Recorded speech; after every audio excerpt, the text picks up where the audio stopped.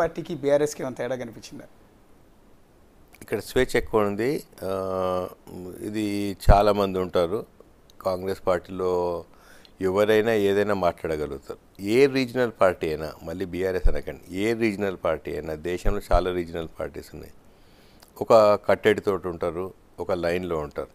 So అది అట్లనే నడుస్తుంది. నేషనల్ పార్టీ, బీజేపీ పార్టీలో కూడా చాలా సిస్టమేటిక్గా కట్టడితోటి ఉంటుంది. ఒక మంచి ఫ్రీడమ్ ఆఫ్ స్పీచ్ అన్నది ఉన్నది ఓన్లీ కాంగ్రెస్ పార్టీలో ఉంటుంది. ఇప్పుడు ఈసారి మీకు ప్రత్యర్థి బీఆర్ఎస్ అనుకుంటూ ఉన్నారా, లేకపోతే బీజేపీ అనుకుంటున్నారా? మేము బీజేపీ అనుకుంటున్నాం.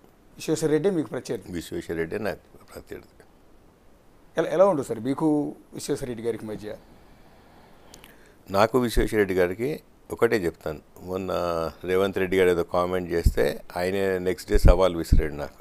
ఏమని అంటే, నాకు రంజిత్ రెడ్డికే పోటీ, ఎవరి పేర్లు తీసుకోము అన్నారు. మోడీ గారి పేరు తీసుకోము, రాహుల్ గాంధీ గారు. నేను ఇమీడియట్గా సవాల్ స్వీకరించి నేను చెప్పాను, ఓకే నాకు విశ్వేశ్వర రెడ్డికే పోటీ, నేను కూడా రాహుల్ గాంధీ గారి పేరు తీసుకుని పోయాను. అప్పుడు నేను ఒకటే అడిగాను, గత 10 సంవత్సరాలు 5 సంవత్సరాలు ఆయన ఎంపీ, 5 సంవత్సరాలు నేను ఎంపీ, ఇద్దరు క్యాప్టెన్ కేసీఆర్ ఉండే, అప్పుడు టీఆర్ఎస్ ఉండే, తర్వాత బీఆర్ఎస్.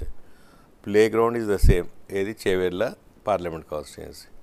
ఇక చూడండి, ఆ 5 సంవత్సరాలు ఆయన ఏం చేశారు, 5 సంవత్సరాలు నేనేం చేశారు, ప్రజలు చాలామంది కంపేర్ చేశారు.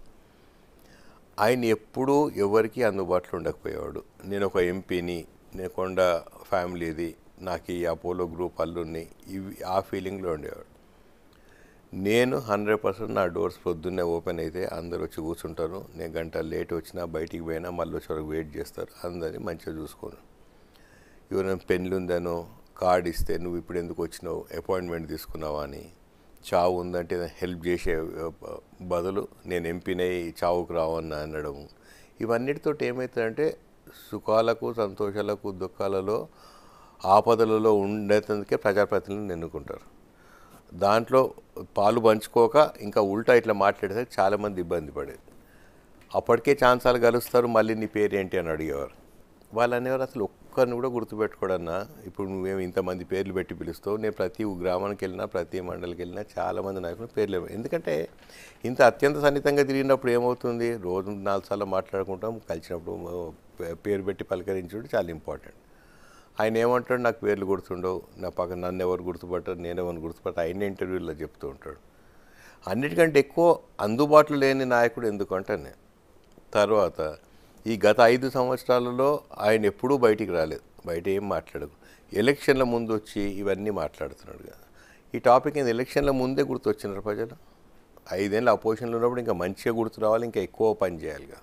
ఆయనకు నాకు డిఫరెన్స్ అదే అని చెప్తున్నాను. అంటే రంగారెడ్డి గారి మనవడు విశ్వేశ్వర రెడ్డి, వాళ్ళ తాతగారి పేరుతోనే ఆ జిల్లా ఉంది. సో ఆ ఫ్యామిలీ నుంచి వచ్చిన వ్యక్తిగా ఆయనకు ఒక ఐడెంటిటీ ఉంది. మీకంటే ముందు ఒక విధంగా చెప్పాలంటే మీకు సీనియర్ ఉన్నట్టు, మీ ముందు ఎంపీ అదే నియోజకవర్గానికి. రీజనల్ పార్టీలో ఎంపీగా గెలిచి నేషనల్ పార్టీలోకి వచ్చారు ఆయన, బీజేపీలోకి. రీజనల్ పార్టీలో మీరు గెలిచి మీరు నేషనల్ పార్టీలోకి వచ్చి ఇప్పుడు 2 నేషనల్ పార్టీల తరఫున ఇద్దరు బరిలోకి దిగబోతున్నారు. ఎలా ఫేస్ చేయబోతున్నారు ఆయన? అదే చెప్పాను, ఆయనకు కొండ అన్న ఫ్యామిలీ నేమ్ ఉంది, నాకు కష్టపడే అన్న ఫ్యామిలీ నేమ్ ఉంది. నేను కష్టపడి నేను ఉద్యోగం చేసేటప్పుడు నేను రాజేంద్రలో చదువుకున్నాను, రాజేంద్రలో ఉద్యోగం చేశాను, రాజేంద్రలో వ్యాపారం చేశాను, చేవెళ్ళ గడ్డ మీదనే రాజకీయం చేశాను. ఇదంతా నేను సెల్ఫ్ మేడ్. ఆయనేమో బ్రాండ్ కొండ అన్నది పెట్టుకొని ఊరికి అదే మాట్లాడుతాను. ప్రజలకు ఏం కావాలమ్మా, మీద డబ్బులు ఉండొచ్చు,